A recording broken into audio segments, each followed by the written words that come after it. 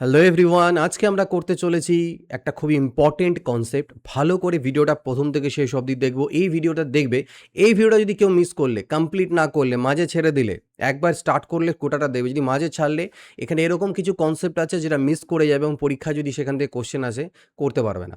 ঠিক আছে, একদম ভালো করে না বুঝলে, অনেকে এটা মিস করে যায়। এই টপিকের মধ্যে কিছু মাইক্রো জিনিস রয়েছে যেগুলো করে না, এখনও তোমরা অনেকে হয়তো করোনি।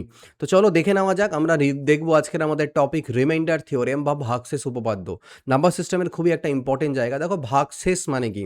আমরা জানি ভাজ্য ইজ ইকুয়াল টু ভাজক ইন্টু ভাগফল ইন্টু ভাগশেষ, তাই না? আমরা জানি ভাজক অর্থাৎ ডিভিডেন্ট, ভাজ্য ইজ ইকুয়াল টু ভাজক অর্থাৎ ডিভাইজার, ভাজ্য ইজ ইকুয়াল টু ভাজক ইন্টু ভাগফল অর্থাৎ কোশেন্ট, ভাগফলকেই বলা হয় ইংরেজিতে কোশেন্ট।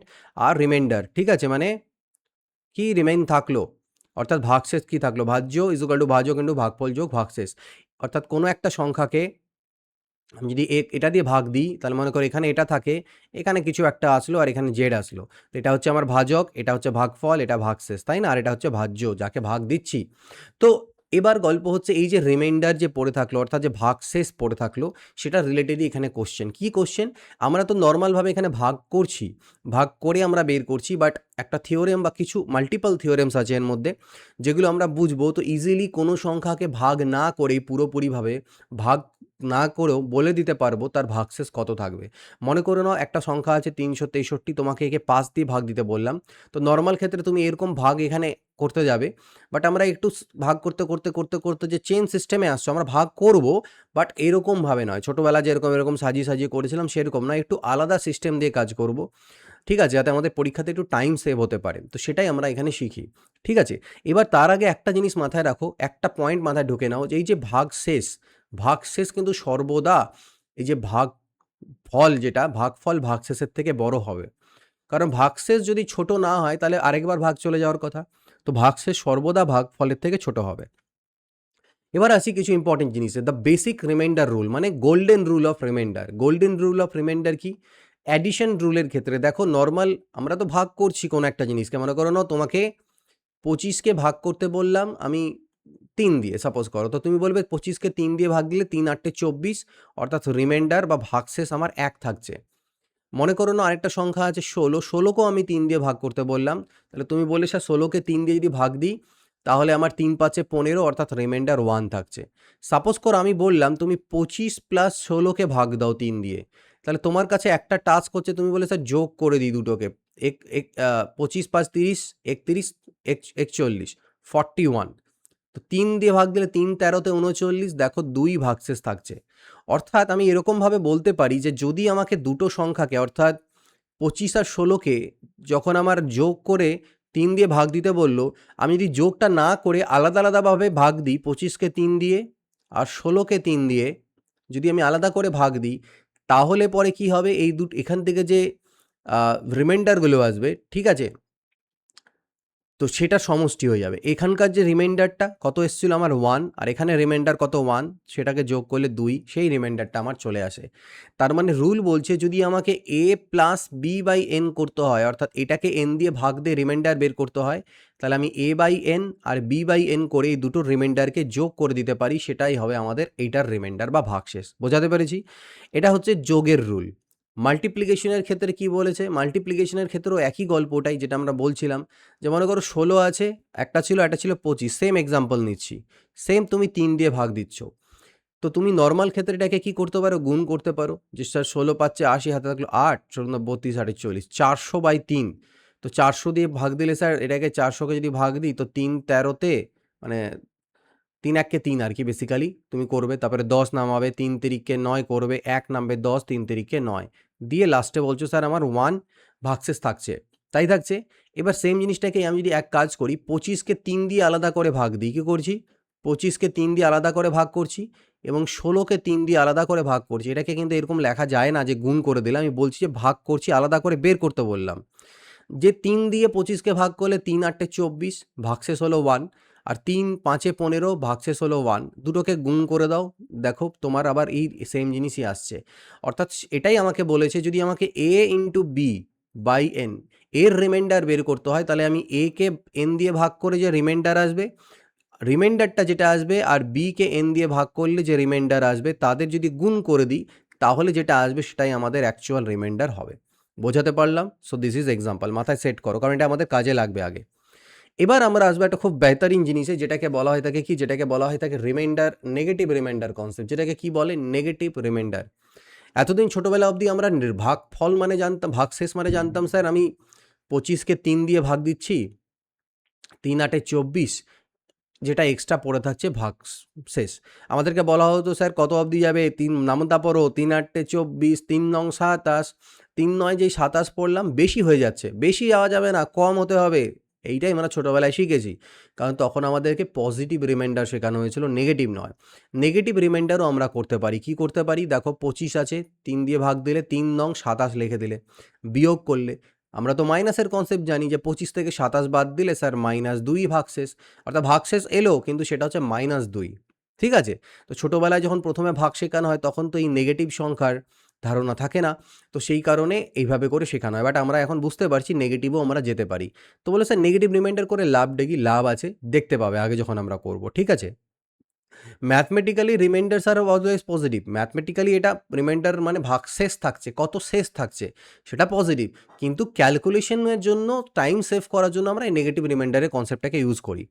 এটা কোথায় কিভাবে কাজে লাগবে দেখো, বুঝতে পারবে তোমরা। আমি একটা এক্সাম্পল দিয়ে বুঝাই। যেমন ধরে নাও দেওয়া রয়েছে 1753 ইন্টু 1749 ইন্টু 83, একে 17 দিয়ে ভাগ করতে হবে। তো প্রথমে তো দেখলাম গুণটা করার দরকার নেই, আমি ইন্ডিভিজুয়ালি প্রত্যেকটার রিমাইন্ডার বের করে তাকে গুণ করে দিতে পারি, সেটাই আমার রিমাইন্ডার আসবে কি, তাই তো? এবার তাহলে 1753কে যখন তুমি 17 দিয়ে ভাগ দিয়ে রিমাইন্ডার চেক করছো, তারপরে 1754কে তো বারবার ওরকম না লিখে তুমি এইভাবে ডেনোট এইভাবে করে করো, যা দেওয়া রয়েছে সেটা ওরকমই লেখো, এটা এখানে লেখো, এইখানেই কাটাকাটিটা মানে কাটাকাটি রিমাইন্ডারটা লিখবে যে 17 দিয়ে যদি স্যার এটাকে ভাগ দিই, 17 1 1 17 0, 17 3 51, তাহলে এটাকে ভাগ দিলে স্যার 2 আমার ভাগশেষ থাকছে। এখানে যখন করতে যাচ্ছ 17 1কে 1700, 17 2 34, 1734 অবধি ভাগ যাবে, তারপরে 15 ভাগশেষ থেকে যাবে।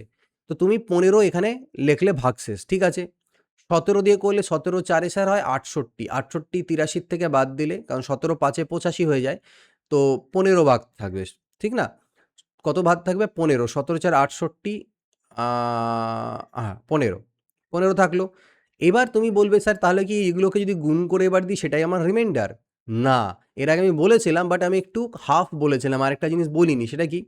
ওখানে আমরা যখন দেখলাম যে স্যার 1 1 গুণ করে দিচ্ছি, রিমাইন্ডার 1 চলে আসে, ভালো কথা। কিন্তু কি আমাদের ভাজককে, ডিভাইজার হচ্ছে 3, রিমাইন্ডার সবসময় তার থেকে কম হবে, তো কম এসছে মানে সেটা উত্তর, সেটাই আমার রিমাইন্ডার। কিন্তু বেশি যদি চলে আসে তাহলে তো সেটা কোনোদিনই আমাদের ভাগশেষ হতে পারে না, সেটাকে আবার আমাকে ভাগ দিতে হবে।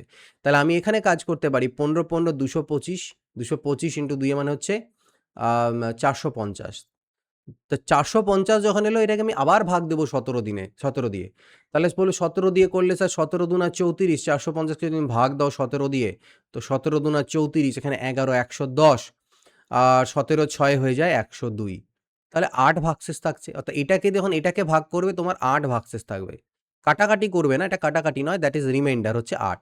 এবার 8 থাকলো, তার মানে 17 থেকে কম হয়ে গেল, তার মানে আমার সেটাই হচ্ছে অ্যান্সার। এটাই হচ্ছে স্যার আমার ফাইনাল রিমাইন্ডার। বোঝাতে পেরেছি? যে এটা যদি 17 দিয়ে ভাগ দেওয়া যায়, ভাগশেষ কত থাকবে? 8 থাকবে। 3টেকে গুণ করে যে সংখ্যাটা দাঁড়াবে তাকে 17 দিয়ে ভাগ দিলে 8 ভাগশেষ থাকবে। ঠিক আছে? বাট নাও এবার গল্প হলো আমি নেগেটিভ রিমাইন্ডার তাহলে শিখলাম কেন? এখানে কাজে লাগানোর জন্যে। 1753, 1749, 83/17, 17 দিয়ে যখন এটাকে ভাগ দিচ্ছিলাম, চলো নো ডাউট পজিটিভ রিমাইন্ডার আমি 2 নিলাম। কিন্তু যখন এখানে ভাগ দিচ্ছিলাম আমার 15 চলে আসছে, একটা অনেক বড় সংখ্যা। তো আমি যদি 17 দিয়ে ভাগ দিতে গিয়ে আরেক ঘর এগিয়ে যাই, মানে আমার 15 ভাগশেষ থাকছে, আমি যদি আরেক ঘর এগিয়ে যাই, আরেকটু বেশি ভাগ দিয়ে দিই, তাহলে আমার 2 এক্সট্রা হয়ে যাবে দেখো। ঠিক আছে? আমি 17 নিয়ে ফেলবো। মানে 17 1 17, 0 17 3 51, 49 হচ্ছে 51, 2 বেশি নিয়ে নিচ্ছি, তাহলে নেগেটিভ রিমাইন্ডার হচ্ছে -2। এখানেও দেখো 17 পাচ্ছে 85, 2 বেশি হয়ে যাবে, নেগেটিভ রিমাইন্ডার -2। গুণটা ইজি হয়ে গেল, 2 দুনা 4 দুনা 8, মাইনাস মাইনাসে গুণ করলে প্লাস, প্লাস 8। দেখো তোমার ডাইরেক্টলি অ্যান্সার চলে এলো যে রিমাইন্ডার স্যার কত? 8। বোঝাতে পেরেছি? কম হয়ে গেল। তো এইজন্য আমরা রিমাইন্ডার ইউজ করি যাতে আমাদের গুণটা বা ক্যালকুলেশনটাকে আমরা ইজি করতে পারি। আশা করি কনসেপ্ট ক্লিয়ার হয়েছে। এবার আসছি পরেরটাতে যে পাওয়ারে যদি থাকে, এগুলো যেমন নরমাল ছিল ১৭৫৩ সামথিং। হতে পারে কোনো একটা সংখ্যা পাওয়ারে আছে। সেই পাওয়ারে যদি থাকে তাহলে কি হবে? সেক্ষেত্রে রিমাইন্ডার কি করব? তো বলেছে when dealing with high powers like x to the power n, x এর পাওয়ারে n আছে যাকে তুমি y দিয়ে ভাগ দিচ্ছ এরকম কোনো একটা সংখ্যা দিয়ে। সেক্ষেত্রে কি করব? সেক্ষেত্রে আমরা সবসময় ট্রাই করব যাতে রিমাইন্ডারটাকে try to make the base reminder +1 or -1। ব্যাপারটা কি? বেস রিমাইন্ডার কি আছে? তো +1 এর কেসটা আমরা বুঝি, তারপরে -1 বুঝবো। মনে করে নাও, সাপোজ করো তোমাকে ১৭ পাওয়ারে আছে, সাপোজ করে নিচ্ছি ২০০। ১৭ র পাওয়ারে আছে আমার ২০০, তাকে তোমাকে ১৬ দিয়ে ভাগ দিতে বলেছে।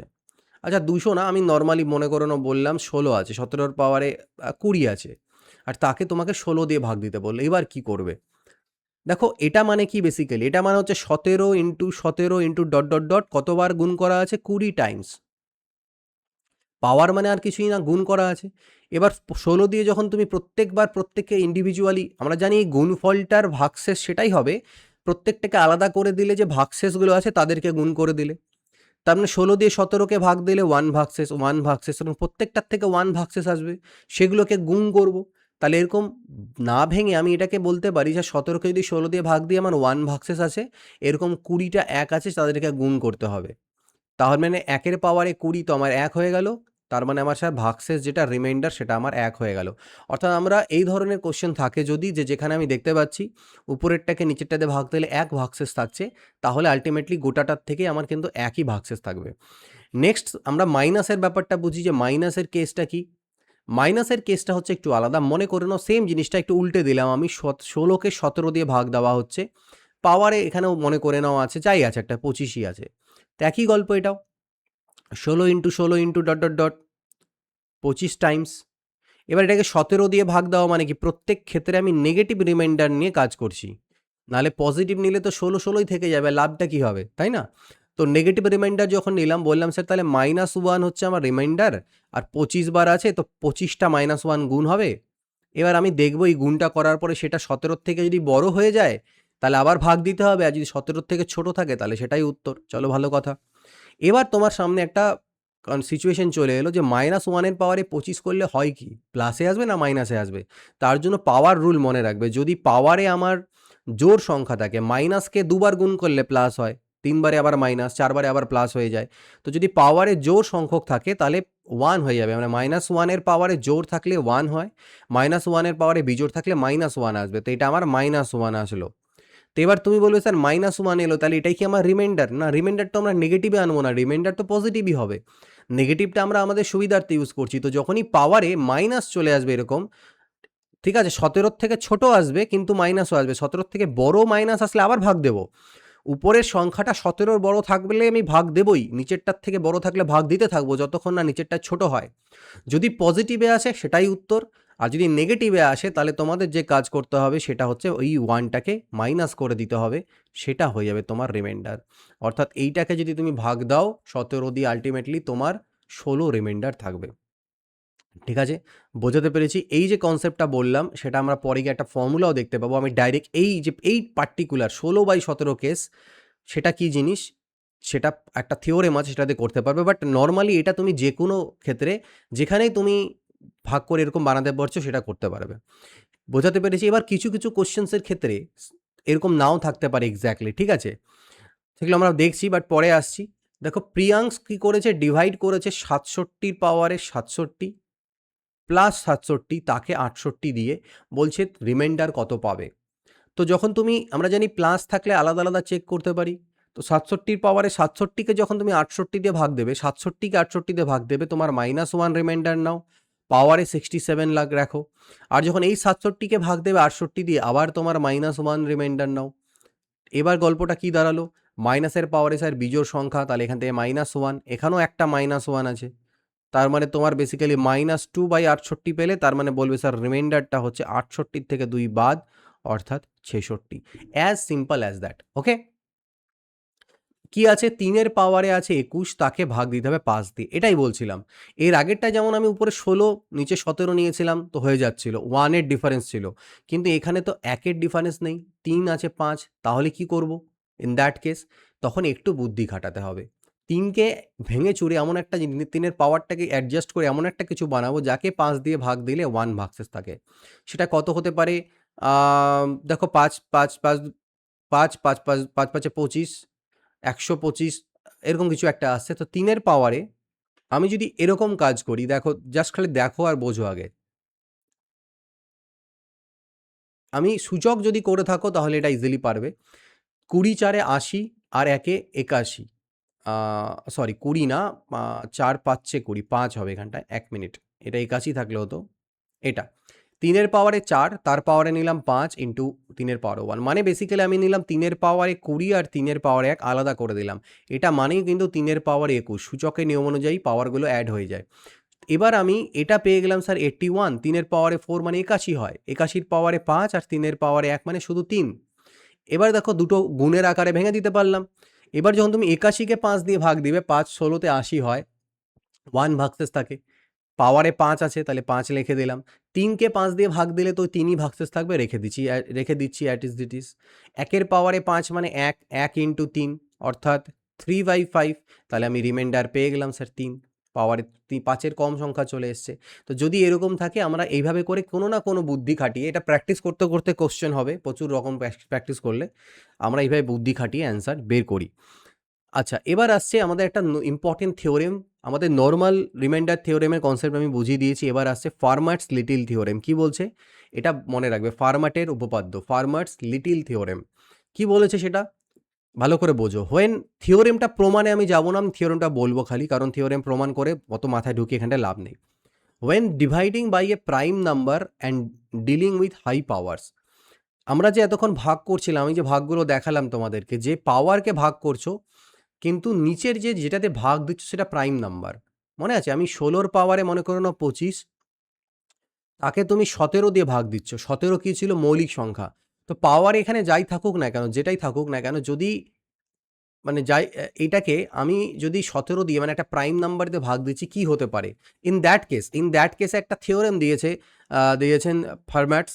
তিনি বলেছেন যদি if P is a prime number, P হচ্ছে একটা মৌলিক সংখ্যা, and A is not a multiple of P, A যেটা মানে এখানে যেটা সংখ্যা আছে, মানে এ মনে করো একটা জিনিস আছে এ, তাকে তুমি পি দিয়ে ভাগ দিচ্ছ এবং পাওয়ারে কিছু একটা রয়েছে।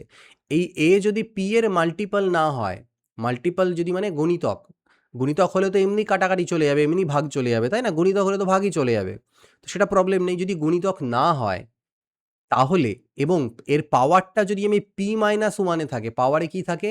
p-1 ফরম্যাটে, অর্থাৎ এখানে 17 নিয়েছিলাম, মনে করো না 16র পাওয়ারে 16 আছে, সাপোজ করো 16র পাওয়ারে 16 আছে। ইন দ্যাট কেস এর যে রিমাইন্ডার আসবে সেটা কি আসবে বলেছে? এটা 1 আসবে। যদি এরকম ফরম্যাটে থাকে a to the power p-1/p, যেখানে p হচ্ছে আমার প্রাইম নাম্বার, আর a আর p এর গুণিতক নয়। যেমন একটা এক্সাম্পল দেখো, মনে করে নেওয়া আছে 2 টু দি পাওয়ার 100, তাকে 101 দিয়ে ভাগ দিতে বলেছে। তো 101 একটা মৌলিক সংখ্যা, আর 2 101 এর গুণিতক নয়, আর পাওয়ারে যেটা রয়েছে সেটা 101 থেকে -1, অর্থাৎ এটা যদি আমার p হয় তো এটা আমার p-1, তাহলে এটার আমাদের যে রিমাইন্ডার আসবে সেটা 1 আসবে। এটা রিমাইন্ডার 1 আসবে। বোঝা গেল? এখানে তো তুমি ইজিলি দেখে বলে দিচ্ছিলে, স্যার 17কে 16কে ভাগ দেবো, -1 রিমাইন্ডার, পাওয়ারে 16 আছে, পাওয়ারে 16 র জন্য এটা 1 হয়ে যাবে, তাহলে স্যার 1 রিমাইন্ডার। কিন্তু এটা তো যেহেতু 1 এর ডিফারেন্স ছিল তাই। কিন্তু যদি 1 এর ডিফারেন্স নাও থাকতে পারে, যেটা আমরা এর আগেরটায় করলাম, এই যে 3 টু দি পাওয়ার 21 তোমাকে দেখালাম। কিন্তু শর্তটা কি ছিল? শর্ত একটাই আছে, পাওয়ারটাকে আমাকে p-1 ফরম্যাটে থাকতে হবে। এখানে পাওয়ার কিন্তু p-1 ফরম্যাটে নেই। যদি না থাকে তাহলে কিভাবে করবে? এইভাবে করে করতে পারো, বা আগে কিছু জিনিস আমরা আরও বুঝবো। তো এটা বোঝাতে পেরেছি। এরকম এরকম আরও এক্সাম্পল তুমি ট্রাই করে দেখতে পারো। সে এই জিনিসটার উপরে কোশ্চেন যদি থাকে এরকমভাবেই দেওয়া থাকবে, যে কোনো একটা জিনিস মনে করো 3 আছে আর পাওয়ারে আমার আছে 36 আছে, আর নিচে 37 আছে। তো এটার ক্ষেত্রে 3 37 এর গুণিতক নয়, 37 মৌলিক সংখ্যা, 37 এর থেকে 1 কম 36 আছে, তাহলে এটাকে ভাগ করলে 1 আসবে। ঠিক আছে? যদি বলো স্যার চেক করে দেখি, চেক করে দেবো, করে দেখো চেক। তাহলে কিভাবে করে করতে পারো? 3 এর স্কোয়ার 9, 81 এরকম করে ভাঙতে হবে তোমাকে। ঠিক আছে? একটু চাপ হবে 3 তারিখে 27 এমন একটা সংখ্যা আনতে লাগবে যেটাতে তোমাকে 37 দিয়ে ভাগ করতে করতে ভাঙিয়ে অনেকটা জটিল জিনিস হয়ে যাবে বাট এরকম করে করতে হবে। সেটা জটিল হয়ে যেতে পারে, ঠিক আছে? বা আমরা একটা ছোট জিনিস দিয়ে করে দিই। এখানে 3 এর পাওয়ার 21 কে আমি 3 এর পাওয়ারে 4 করে দিলাম যাতে আমাদের বুঝতে জাস্ট খালি ওই ফর্মুলাটা মানে থিওরেমটা ঠিক আছে কিনা বুঝতে সুবিধা হয়। তো আমি কি করতে পারি? আমি নরমাল এটাকে 3 এর পাওয়ারে 4 মানেই হচ্ছে 81। 81 কে 5 দিয়ে ভাগ দাও, দেখো 1 চলে আসবে। তো আসবে। তো অর্থাৎ এই প্রপার্টিটা বা এই থিওরেমটা আমরা ইউজ করতে পারি। এরপরে যে জিনিসটা আছে সেটা হচ্ছে ফার্মার থিওরেমকে যদি আমরা কমপ্লেক্স পাওয়ারে ইউজ করি, মানে কি? এই যে বলল, যদি পাওয়ারটা এক্সাক্টলি p-1 না হয়, এখানে তো p-1 ছিল পাওয়ারে, এই যে p-1 37 36 যদি না হয় তাহলে কি করব? ইন দ্যাট কেস স্যার কি করব? সেটারও বুদ্ধি আছে। সেটার বুদ্ধি হচ্ছে দেখো, আমি মনে করো না একটা এক্সাম্পল আছে 3 এর পাওয়ারে 42/11 বলে স্যার এখানে তো 42 আছে 11 -10 তো নেই। তাহলে একটু বুদ্ধি খাটাবো। কি খাটাবো? দেখো, আমি এটাকে 3 এর পাওয়ারে 10 করে 10 4 40 করে দিলাম। ঠিক আছে? মেইনলি 10 4 40 না, 3 এর পাওয়ারে 4 করলাম আর এখানে 10 করলাম আর 3 এর স্কোয়ার নিলাম। দেখো 4 10 এ 40, 40 আর 2 এ 42, ভালো কথা। তো এর ভিতরে যাই থাকুক না কেন, এখানে যে সংখ্যাই থাকুক না কেন, কোনো ম্যাটার না। পাওয়ারটা তো 10 আছে ভাই। পাওয়ারে তো আমার 10 আছে কি না? তো পাওয়ারে যদি আমার 10 থাকে, বা তুমি উল্টোটাই ভাবো, ওইটা বাদ দাও। উল্টোটাই ভাবো। এটাকে না করে এটা ভাবো। এটাকেই 10 করলাম, পাওয়ারে 4 রাখলাম। তাহলে এবার এর যে ভিতরেরটাকে তুমি পাওয়ারের ওই 4 টা বাদ দাও। তুমি যখন 3 এর পাওয়ারে 10 কে 11 দিয়ে ভাগ দেবে, তাহলে তুমি এবার আগের নিয়মটা জানো। এই নিয়মটা জানো যে স্যার এখানে 11 আছে, 11 3 এর গুণিতক নয়। আর হচ্ছে গিয়ে পাওয়ারে স্যার p-1 আছে। তাহলে এইটাকে, এই পার্টটাকে যখন এটা মানে বুঝতে পারছো তো? দেখো এটা মানে কি? এটা মানে হচ্ছে আমি যদি ভাঙিয়ে লিখি, তাহলে 3 এর পাওয়ারে 10 ইন্টু 3 এর পাওয়ারে 10 ইন্টু 3 এর পাওয়ারে 10 ইন্টু 3 এর পাওয়ারে 10, 4 বার আছে না পাওয়ারে, এর পাওয়ারে 4 বার আছে, মানে এটা 4 বার গুণ। আর 3 এর স্কোয়ার। তো এটাকে যখন 11 দিয়ে ভাগ দেবে, এখানটায় একে যখন ভাগ দিচ্ছ তখন তোমার 1, এটাকে যখন ভাগ দেবে 1, এটাকে ভাগ দেবে 1। তো ওই জন্য ওইটা আর লেখার আমাদের দরকার নেই। আমরা শুধু ভিতরের পার্টটাকে দেখছি যে 3 এর পাওয়ারে 10 কে 11 দিয়ে ভাগ দিলে 1 রিমাইন্ডার থাকে। কোন নিয়ম অনুযায়ী? ফার্ম্যাটের লিটল থিওরেম অনুযায়ী। তাহলে এখানে যেহেতু 1 হয়ে গেল, তার পাওয়ারে 4 আছে থাকুক, আর এটা 3 এর স্কোয়ার মানে হচ্ছে 9/11। তো 1 এর পাওয়ারে 4 মানে 1, অর্থাৎ 9 11, মানে 11 থেকে ছোট যেই হয়ে গেল তার মানে সেটাই হয়ে গেল আমার রিমাইন্ডার। বুঝতে পেরেছি? আচ্ছা, তাহলে বের করি আমরা 2 এর পাওয়ারে, মনে করে নাও 106 আছে, তাকে 53 দিয়ে ভাগ দিতে বলেছে। তো এটা তো নিশ্চয়ই 53 থেকে 1 কম না, তাহলে এখানে হচ্ছে না জিনিসটা। তাহলে এটাকে আমাকে সাজাতে হবে। কীরকম? দেখো 53 যদি থাকে, 53 থেকে 1 কম মানে কি? 52। তা পাওয়ারে যদি আমি 52 করতে পারি কোনো রকম করে, তাহলে 52 ইন্টু 2 কত হবে? 104। আর ইন্টু 2 এর স্কোয়ার রেখে দিলাম। তাহলে 104 আর 2 এ 106 হয়ে গেল, সাজানো হয়ে গেল। তো এই পার্টটা থেকে কি গল্প আসবে? আমরা জানি গুণ থাকলে গুণটা করার দরকার নেই। আলাদা, আলাদা রিমাইন্ডার বের করে গুণ করো। তো 53 দিয়ে যখন এটাকে আমি ভাগ দেবো, তাহলে আমি দেখতে পাচ্ছি 2 টু দি পাওয়ার 52/53 আছে, অর্থাৎ -1 আছে, is equal to 2 to the power 52/53 -1 আছে, অর্থাৎ এখানটায় আমার ফার্ম্যাট লিটল থিওরেম অ্যাপ্লাই করলে সেটার আমার অ্যান্সার চলে আসবে 1। কি অ্যান্সার চলে আসবে? 53 থেকে 52 বাদ দাও, আমার অ্যান্সার চলে আসবে, মানে 52 বাদ দেবো না, মানে এটার রিমাইন্ডার আমাদের হয়ে যাবে 1 ফার্ম্যাটের লিটল থিওরেম অনুযায়ী। স্যার এটা এটা p-1 যেহেতু সেই কারণে। ঠিক আছে? তাহলে এটা যদি আমার 1 হয় তাহলে 1 এর স্কোয়ার, এটা হয়ে গেল 2 এর স্কোয়ার 4। এখান থেকে তো 1 আসবে, ভুলে যাও ওটাকে। তাই 4 কে 53 দিয়ে ভাগ দিলে মানে 4 যখন এলো, তার মানে 4 যেহেতু ছোট হয়ে গেল, তাহলে আমার ওটাই রিমাইন্ডার। তো this is our answer. Clear? এবার আসো উইলসন থিওরেমে। আরেকটা থিওরেম আমরা শিখবো, সেটা হচ্ছে উইলসনের উপপাদ্য। এটা কি জিনিস স্যার? আবার ফরম্যাট বুঝে গেছো, উইলসন বোঝো। ওয়েন ফাইন্ডিং দ্য রিমাইন্ডার, যখন আমরা রিমাইন্ডার বের করছি ফ্যাক্টোরিয়ালের, divided by a prime number. মনে করো না কোনো একটা ফ্যাক্টোরিয়াল আছে, 28 ফ্যাক্টোরিয়াল। ফ্যাক্টোরিয়ালের কনসেপ্ট আমি আগের ভিডিওতে বুঝিয়েছিলাম, যারা দেখোনি সেখানে গিয়ে দেখো।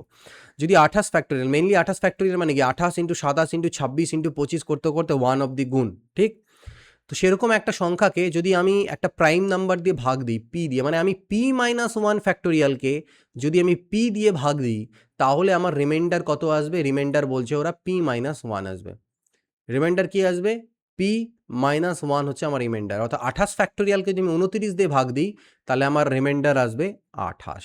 এটা মনে রাখবে যে যদি এই ফর্ম্যাটে থাকে। ঠিক আছে? কিভাবে আসে, কেন, প্রমাণের ভিতরে আমরা যাব না। ঠিক আছে? থিওরেমটা প্রুফ করতে হবে তাহলে, বাট জাস্ট এই 2 থেকে 3টে জিনিস তোমরা একটু মনে রাখো, ছোট্ট জিনিস, বাট নোট করবে, মাঝে, মাঝে রিভিশনে রাখবে, তাহলেই হয়ে যাবে। তো এখানে যদি আরও কিছু থাকতে পারে, মনে করুন একটা আছে 27 ফ্যাক্টোরিয়াল কিন্তু নিচে আছে কি 26, তাহলে পরে কিন্তু হবে না, কারণ নিচের গল্পটা আলাদা, এটা কিন্তু প্রাইম নাম্বার হলো না, নিচেটা প্রাইম হতে হবে এবং উপরেরটাকে তার থেকে 1 কম হতে হবে। মানে এটা যদি 37 থাকে আর এখানে 36 ফ্যাক্টোরিয়াল হয়, এই ধরনের কোশ্চেনের ক্ষেত্রে এর রিমাইন্ডার আসবে আমার 1। ঠিক আছে? বোঝাতে পেরেছি? আচ্ছা, যদি বলো স্যার প্রুফটা একটা ছোট্ট জিনিস দিয়ে দেখি, এত বড় ফ্যাক্টোরিয়াল না দিয়ে আমরা না একটা নরমাল ফ্যাক্টোরিয়াল, যেমন ধরে নাও 4 ফ্যাক্টোরিয়াল, 4 না ধরে নাও, আমি করছি 7, তো 6 ফ্যাক্টোরিয়াল আছে আর নিচে আছে আমার 7। তাহলে প্রাইম দিয়ে ভাগ দিচ্ছি, তার থেকে 1 কমকে p-1/p কি হয়? 6 ফ্যাক্টোরিয়াল মানে কি 6 × 5 × 4 × 3 × 2 × 1, এটাই। তো 6কে যদি 7 দিয়ে ভাগ দাও তুমি বলবে স্যার 1 ভাগশেষ। 5কে 7 দিয়ে ভাগ দাও, বলবে স্যার মাইনাস, নেগেটিভ রিমাইন্ডার নিই, -2 করে দিই। বাকিগুলোকে আর ভাগ দিলামই না, ওটা যেমন আছে থাকুক। তাহলে এটা কত হবে স্যার? 4 দুনা 8 দুনা 16, -16/7। তাহলে এটাকে আমি আবার ভাগ দেবো, 7 দুনা 14। তাহলে 2 পড়ে থাকবে, 2 ভাগশেষ, আর আগের মাইনাসটা তো আছেই। তাহলে 7-এর থেকে যদি আমি 2 মাইনাস করে দিই, তাহলে স্যার আমার রিমাইন্ডার হচ্ছে 5। আর ওরা, আচ্ছা এখানে রিমাইন্ডার 1 না, আমি একটু ভুল বললাম তোমাদেরকে, রিমাইন্ডার হচ্ছে p-1। রিমাইন্ডার কি বলেছে? 1 নয়, রিমাইন্ডার হচ্ছে p-1। p মানে কোনটা? নিচেরটা -1, অর্থাৎ 37 -1 অর্থাৎ 36, বা বলতে পারো উপরেরটাই, সেটাই হচ্ছে রিমাইন্ডার। তো এখানেও তাই এলো। কি এলো? উপরে কত ছিল? 6 ছিল, 6 -1 পেয়েছি না আমি? তার মানে p-1 রিমাইন্ডার, নট 1, 1টা একটু ভুল বলছিলাম, এখানে লেখা ছিল, ওটা আমার সিলি মিস্টেক বলতে গিয়ে। তো p-1 হবে আমাদের এখানটায় রিমাইন্ডার। নেক্সট দেখো কোশ্চেনটা দেখি তাহলে, এই যে 96 ফ্যাক্টোরিয়াল বাই 97 আছে, তাহলে ডাইরেক্টলি দেখতে পাচ্ছ স্যার এটা আমার পি, এটা আমার পি, আর p-1 ফ্যাক্টোরিয়ালের ফরম্যাটে আছে, তাহলে এর রিমাইন্ডার হবে স্যার p-1 অর্থাৎ 96। ক্লিয়ার? এবার আসছি আরেকটা থিওরেমে, দ্য আল্টিমেট রুল, সেটাকে বলা হয় টোশেন্ট থিওরেম বা totient method, Euler totient theorem. Euler totient theorem কি বলছে? যদি ফার্মাট রুল ফেল করে যায়, যেটা আমরা ফার্মাট রুল দেখলাম, we must use Euler totient rule. কীরকম ফার্মাট রুল কী ছিল বলো? যে আমরা ফার্মাট থিওরেম কি পড়লাম, এই যে ফার্মাট থিওরেম পড়েছিলাম, এখানটায় আমরা এইভাবে করে ব্রেক করা, যে যদি পাওয়ারে এরকম থাকে, পাওয়ারটা p-1 হয়, এটা p হয়, তাহলে করতে পারবো। যদি সেটাও না হয় তাহলে আমি সাজিয়ে নিয়ে করব, কিন্তু যদি তারপরেও না হয় তাহলে আমরা ইউজ করব টোশেন্ট থিওরেম, অয়লার টোশেন্ট থিওরেম। সেটা ভালো করে বোঝো। জাস্ট কি টোশেন্ট রুল কি বলেছে? What is টোশেন্ট? টোশেন্ট কি জিনিস, বা টোটিয়েন্ট বলতে পারবো অনেকে। তো টোশেন্ট কি জিনিস? ফাই দিয়ে ডিনোট করা হচ্ছে। বলছে টোশেন্ট হচ্ছে এমন একটা জিনিস, নাম্বার, কোনো একটা সংখ্যার, মনে করো সংখ্যাটা n। তো আমি একটা এক্সাম্পল সাথে সাথে নিয়ে চলছি, মনে করে নাও কোনো একটা সংখ্যা n, তার টোশেন্ট হচ্ছে, টোশেন্ট phi of n is the number of integers less than n that are co-prime to n। সেটা হচ্ছে co-prime to n, মানে মনে করো না একটা আমি নাম্বার নিলাম 12, তা 12-র যে মানে টোশেন্ট হবে সেটা কি হবে? টোশেন্ট হচ্ছে দ্য নাম্বার অফ ইন্টিজার্স, এর থেকে কতগুলো ইন্টিজার, মানে কম ইন্টিজার আছে, যেটা হচ্ছে কি ইন্টিজার মানে ইন্টিজার সংখ্যা জানো তোমরা, তো এর থেকে ছোট ইন্টিজার রয়েছে লেস দ্যান n, এর থেকে ছোট হবে, কিন্তু এর আবার কো প্রাইম হবে।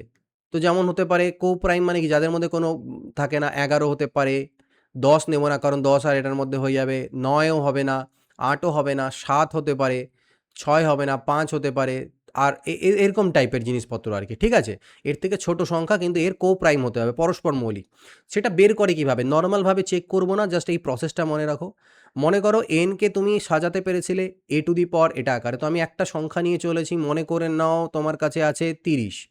সো 30কে আমরা লিখতে পারি 15 দুনা 30, মানে 2 ইন্টু 3, 3 5 3 15 দুনা 30, এরকম আকারে আমরা লিখতে পারি। 2-এর পাওয়ারে 1, 3-এর পাওয়ারে 1, 5-এর পাওয়ারে 1। তো এবার আমাকে যদি আমি এটাকে where a and b are prime factors, যেখানে এ আর বি হচ্ছে প্রাইম ফ্যাক্টর, তাহলে কি বলেছে? আচ্ছা দুটো দিয়ে করি, এখানে 3টে এ অ্যান্ড বি হচ্ছে প্রাইম ফ্যাক্টর, 3টেও থাকতে পারে, 3টে থাকলে আরেকটা লেজুর জুড়ে যাবে, আমি আপাতত দুটো দিয়ে বোঝাই তোমাদেরকে। মনে করো 3 3 18, 18 দিয়ে কাজ করছি, মনে করো 18 আছে, তাহলে 3-এর স্কোয়ার 9, 9 দুনা 18, ঠিক আছে 18। সো 18-র যদি আমি টোশেন্ট বের করতে চাই, মানে টোশেন্ট অফ 18 বের করতে চাই, তাহলে কি করব? সবার প্রথমে 18কে লিখবো অ্যাজ ইট ইজ, তারপরে 1 মাইনাস 1/a করবো, অর্থাৎ 1 মাইনাস 1/a, এ মানে কোনটা, প্রথম মৌলিক যে সংখ্যাটা নিয়েছিল সেটা, ইন্টু 1 মাইনাস 1/b মানে এটা করব দ্বিতীয়টা 3। তাহলে এখান থেকে কত আসবে, হাফ আসবে, 18 ইন্টু হাফ ইন্টু এটা হয়ে যাবে 2/3। তাহলে 3 দুনা 6, 6 3 18, 3 ইন্টু 2 6। ঠিক আছে, তাহলে এর টোশেন্ট কী হলো, এর টোশেন্ট কিন্তু 6 এলো। ঠিক আছে, মানে 18 থেকে কম ইন্টিজার যদি আমি চেক করি, যেগুলো এর কো প্রাইম সংখ্যা, সেটা কি হতে পারে দেখো, 17, 15, 14, 13 হলো না, 12, 11, 10, 9, 8, 7, 6 হবে না, 5, 5 হবে, 5, 4, 3, 3, 2, 1, এবং আরেকটা সংখ্যা হবে 1, কারণ 1 আর 18 কো প্রাইমই হবে, কারণ কো প্রাইম কাদের বলে, যাদের হাইয়েস্ট কমন ফ্যাক্টর বা গসাগু 1 হয়, সেটাই। তো 6টা দেখো, 6টা আমি আমার এখান থেকে মিলে গেল, 6টা কো প্রাইম, তো 6 টোশেন্ট হচ্ছে ওর 6, সেটাকে ক্যালকুলেট করতে হয় এইভাবে করে, এইটা মনে রাখতে হবে। এবার এটা যখন মনে রাখলে, তাহলে এবার রুল বলছে, মানে টোশেন্ট রুল বলছে, টোশেন্ট অয়লার টোশেন্ট থিওরেম বলছে, তাহলে a to the power phi n, মনে করে নাও কোনো একটা সংখ্যা আছে a, তার পাওয়ারে যদি এই টোশেন্টটা থাকে, টোশেন্ট অফ n থাকে, এবং তাকে আমি যদি n দিয়ে ভাগ দিই, মানে সেই সংখ্যাটা টোশেন্ট বাই n দিয়ে ভাগ দিই, তাহলে আমার রিমাইন্ডার 1 আসবে। কিন্তু শর্ত হচ্ছে a এবং n কে কো প্রাইম হতে হবে, মানে এরা যেন আবার নিজেদের মধ্যে ভাগ না যায়। বোঝাতে পেরেছি? এবার এটাকে আমরা একটা এক্সাম্পলে ফেলি, তাহলে বুঝতে পারবে। যেমন মনে করো 7 পাওয়ারে 40কে 12 দিয়ে ভাগ দিতে বলেছে, তো সবার প্রথম কাজ হবে আমি 12 টোশেন্ট বের করব। তো 12 টোশেন্ট বের করতে গেলে কি, 12 লিখলাম ইন্টু 1 মাইনাস, আচ্ছা 12কে তো আগে আমাকে ভাঙাতে হবে, 4 3 12, মানে 2 এর স্কোয়ার 4 ইন্টু 3 12, উৎপাদকের বিশ্লেষণ। তাহলে 1 বাই প্রথমে হবে 2 আর 1/3, 1 মাইনাস 1/3, তাহলে এটা হলো 12, এটা হয়ে গেল হাফ, আর এটা হলো 2/3, 3 দুনা 6 দুনা 12, 2 দুনা 4, তাহলে 4টা সংখ্যা এরকম আছে 12 থেকে ছোট, যারা এর কো প্রাইম, অর্থাৎ এর টোশেন্ট হচ্ছে 4। তো এবার আমরা থিওরেমে অ্যাপ্লাই করি। থিওরেম কি বলেছিল, যে a to the power phi n কে যদি আমি n দিয়ে ভাগ দিই 1 হবে। এখানে দেখো a to the power phi n মানে বেসিক্যালি কি, এ যা ইচ্ছা হতে পারে, এটা যাই থাকুক না কেন, কিন্তু তার পাওয়ারে যে ফাই n আছে, মানে ফাই মানে টোশেন্ট আছে, তো টোশেন্ট আমি কত বের করেছি, এর পাওয়ারে টোশেন্ট আমার 4 আসছে। এটাকে যদি আমি 12 দিয়ে ভাগ দিই, মানে n এর টোশেন্ট হচ্ছে 4, ঠিক আছে, সেই টোশেন্টকে a টু দি পাওয়ার 4/12 এরকম ফরম্যাট যদি আমার থাকে, ঠিক আছে, তাহলে তার অ্যান্সার, তার যে রিমাইন্ডারটা সেটা আমার 1 আসবে। এবার এটাকে আমরা এইটাকে অ্যাপ্লাই করি, তাহলে 7 টু দি পাওয়ার 40কে 12 দিয়ে ভাগ দিতে বলেছে। আমি দেখলাম 12 দিয়ে যদি আমি ভাগ দিই আর পাওয়ার যদি আমার 4 থাকে, তাহলে তার আমাদের রিমাইন্ডার 1 আসবে, এটা আমাদের এই থিওরেম বলছে। তাহলে আমি এটাকে 7 টু দি পাওয়ার 4 করতে পারি, পাওয়ারে 10 করে দিই। তো যেই 7 টু দি পাওয়ার 4কে 12 দিয়ে আমি ভাগ দেবো, তাহলে বলবো স্যার পাওয়ারে 4 আছে, আর 4 হচ্ছে 12 টোশেন্ট, তাহলে এটার আমাদের রিমাইন্ডার 1 হবে, আর 1 এর পাওয়ারে 10 মানে সেটা 1ই হয়, তাহলে আলটিমেটলি রিমাইন্ডার আমার এখান থেকে 1 আসবে। এইটাই হচ্ছে আমাদের টোশেন্ট রুল, ঠিক আছে। এরপরে আরেকটা ছোট্ট টপিক আছে, এর উপরে কোশ্চেন্স তোমরা প্র্যাকটিস করে নিও কিছু আরও। এর উপরে একটা ছোট্ট টপিক আছে, সেটা হচ্ছে সাকসেসিভ ডিভিশন বা ধারাবাহিক ভাগ। সাকসেসিভ ডিভিশন মানে কি, একটা সংখ্যা আছে, তাকে মনে করো এক্স একটা সংখ্যা আছে, ওকে আমি পি দিয়ে ভাগ দিলাম, ভাগ দেওয়ার পরে কিছু একটা ভাগফল থাকলো, মনে করে নাও ওয়াই ভাগফল থাকলো, এবং সাপোজ করে নাও ভাগশেষ থাকলো আমার, ওয়াই ভাগফল থাকলো এবং ভাগশেষ থাকলো মনে করে নাও এ হলো। তারপরে তুমি এটাকে আরেকটা সংখ্যা দিয়ে ভাগ দিলে, কিউ দিয়ে, এটা কিউ দিয়ে ভাগ দিলে, মনে করো জেড ভাগশেষ থাকলো, আর বি, জেড ভাগফল হলো, বি ভাগশেষ থাকলো। আবার তুমি এটাকে আর দিয়ে ভাগ দিলে, মনে করো না এস, এখানটা থাকলো ভাগফল, আর হচ্ছে সি ভাগশেষ, অ্যান্ড সো অন। তো আমি কোনো একটা সংখ্যাকে ভাগ দিচ্ছি, যেটা ভাগফল আসছে ওকে আরেকটা সংখ্যা দিয়ে ভাগ দিচ্ছি, এইভাবে যদি চলতে থাকি, তাহলে পরে সেটাকে সাকসেসিভ ডিভিশন আমাদের বলা হয়। এবার এইখানটায় কি করতে হবে, আমাকে যদি এক্স এর মান বের করতে হয়, আমাকে রিভার্স ক্যালকুলেশন করে আসতে হবে, মানে ভাজ্য ইজ ইকুয়াল টু ভাজক ইন্টু ভাগফল যোগ ভাগশেষ করলে জেড পেয়ে যাবো। বোঝা গেল? তারপরে জেড যেই পেয়ে গেলাম, q into z plus b করলে আমি ওয়াই পেয়ে যাবো, তারপর p into y plus a করলে আমি এক্স পেয়ে যাবো। ব্যাস এটাই হচ্ছে এখানকার গল্প, ঠিক আছে। আর আমাকে এখানে কি করতে হবে, রিভার্স ক্যালকুলেশন করার সময় যদি আমি লাস্টেরটা না জানি, অনেক সময় আমাদেরকে এটা লাস্টেরটা বলা থাকবে না, যে ভাগশেষটা কত, লাস্টের ভাগশেষ কত। তো আমরা ভাগশেষ যত ছোট নিয়ে মানে ভাগফলটা কত দেওয়া থাকবে না, আমরা সেটাকে কোশ্চেনটাকে কী করবো, assume the final quotient is 0। আমরা ধরে নেব, অ্যাজিউম করে নেব যে লাস্টের যে ভাগফলটা সেটা 0 অথবা 1, এবং আমরা ব্যাকে কাজ করব। দেখো কিভাবে বুঝতে পারবে। কোশ্চেন করি একটা, তাহলে ক্লিয়ার হয়ে যাবে, ঠিক আছে। পরবর্তীতে আমি এই টপিকটার উপর আলাদা করে একটা ভিডিও দিয়ে দেওয়ার চেষ্টা করব। এ নাম্বার ডিভাইডেড সাকসেসিভলি, কোনো একটা সংখ্যা আছে, কি আছে জানি না, কিন্তু সেই সংখ্যাটাকে মনে করো এক্স, প্রথমে তুমি 3 দিয়ে ভাগ দিলে, তোমার বলছে ভাগশেষ আসবে 1। তারপরে এখানে কিছু একটা দাঁড়ালো, ভাগফল আমি জানি না, এটাকে 5 দিয়ে ভাগ দিলে তো ভাগশেষ 4। আবার একটা ভাগফল কিছু না কিছু থাকছে, তাকে যখন 8 দিয়ে ভাগ দিচ্ছ তো বলছে ভাগশেষ 7। এবার আর ভাগফল কত হতে পারে, কিছু একটা হতে পারে। তো বলেছে এরকম সব থেকে ছোট সংখ্যাটা কত, মানে এক্স এর মান বের করো সব থেকে ছোট। এবার এক্সকে ছোট হতে পেলে লাস্টের ভাগফলটাকে আমি সব থেকে ছোট নিই। তো আমি সব থেকে ছোট নিয়ে এটাকে আমি 1 দিয়ে কাজ করব। কি করব, এটাকে 1 ধরে নেব। স্যার আমি এটাকে ধরি 1, আমি এটাকে 1 ধরি, তাহলে কি হয়ে যাবে, জেড এর মান কি হবে, ভাজ্য ইজ ইকুয়াল টু ভাজক ইন্টু ভাগফল যোগ ভাগশেষ, 8 একে 8 প্লাস 7 অর্থাৎ 15। তারপরে জেড 15 পেয়ে গিয়েছো, তাহলে ওয়াই কী হবে স্যার, ওয়াই হবে স্যার 5 ইন্টু জেড মানে ভাগফল মানে 15 প্লাস 4, 15 5 75 আর 4 79। তাহলে এক্স কত হবে স্যার, এক্স হয়ে যাবে আবার 3 ভাজ্য মানে ভাজক ইন্টু ভাগফল মানে ওয়াই, ওয়াই পেয়েছি 79 প্লাস আমার 1। তাহলে এটা হয়ে গেল কত, 3 নং 27 7 হাতে থাকলো 2, 3 7 21 আর 2 23, তার মানে 238। ওকে, 3 নং 27 7 2, 3 7 21 আর 2 23, ঠিক আছে 238। তো 238 হচ্ছে এক্স এর ভ্যালু। তো এইভাবে ব্যাক ক্যালকুলেশন করে তোমাদেরকে অ্যান্সার করতে হয়। এর উপর কোশ্চেন প্রচুর থাকতে পারে, সেগুলো আমাদেরকে করতে হবে ধীরে ধীরে। তো যাই হোক, আমি আগামীতে করাতে থাকবো এই যে সিরিজটা স্টার্ট করেছি তোমাদের জন্য, সেখানে আমি প্রত্যেকটা টপিক, মোটামুটি 100টা টপিক থাকবে অ্যারিথমেটিকের, 100টা অ্যাডভান্স ম্যাথসের টপিক আমি করাবো, ইম্পর্টেন্ট বোঝানোর চেষ্টা করব কিছু হালকা 1 2 3টে কোশ্চেন্সের মাধ্যমে, যাতে কনসেপ্টটা তোমাদের কাছে পুরো একটা এরকম না হয় যে কোনো টপিক বাদ গেল, বুঝতে পেরেছি সব কিছু, ঠিক আছে। তো তাও যদি মনে হয় যে না পুরো কোশ্চেন্স আপাতত যাচ্ছি না, যদি মনে হয় না পুরো একদম বেসিক থেকে নিয়ে অ্যাডভান্স অবধি তোমরা শিখতে চাও, ম্যাথসও সাথে রিজনিংও, যেখানে চ্যাপ্টার ওয়াইজ খুব সুন্দরভাবে সাজানো থাকবে কনসেপ্ট, তারপরে কোশ্চেন্স এটসেট্রা, দেন আরও বেটার ওয়েতে আরও ডেপথে গিয়ে এক একটা টপিকের উপর আধা ঘন্টা 1 ঘন্টা করে ক্লাস দিয়ে, তাহলে তোমরা স্মার্ট ম্যাথস অ্যাপ ডাউনলোড করতে পারো। সেখানে অলরেডি আমার 2-3 বছরের মানে পরিশ্রমের ফল রয়েছে, মানে 2-3 বছর না, লাস্ট 8-10-15 বছরের টিচিংয়ের ফল এর মধ্যে রয়েছে, এই কোর্সের মধ্যে আমি সব দিয়ে দিয়েছি। তো সেটা জয়েন করতে পারো স্মার্ট ম্যাথসের কোর্স, ঠিক আছে, অথবা তোমার রিজনিংয়েরও জয়েন করতে পারো। আরও কিছু রয়েছে, কিছু বুস্টার টেস্ট সিরিজেরও প্যাক রয়েছে, এবং আগামীতে আরও কিছু জিনিস এখানে অ্যাড হবে, সেগুলো চেক আউট করতে পারো। ডেসক্রিপশনে অ্যাপের লিঙ্ক দেওয়া রয়েছে। আর টেলিগ্রাম চ্যানেল জয়েন হয়ে যেও যদি পিডিএফস এটসেট্রা বা আরও কোনো স্টাডি ম্যাটেরিয়াল এটসেট্রা পেতে চাও। তো এই ভিডিওতে এইটুকুই, পরবর্তী ক্লাসে দেখা হবে। Goodbye, take care and always keep practising.